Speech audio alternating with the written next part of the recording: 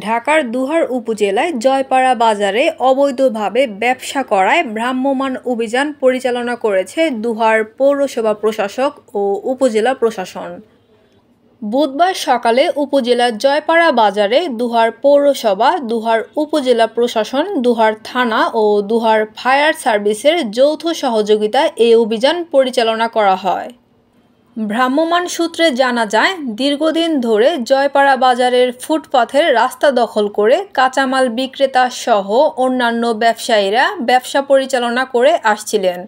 তাদেরকে উচ্ছেদ করে জয়পাড়া তুহা বাজারে ব্যবসা পরিচালনা করার অনুমতি প্রদান করেন পৌরসভা প্রশাসক ও উপজেলা নির্বাহী কর্মকর্তা তানিয়া তাবাসসুম।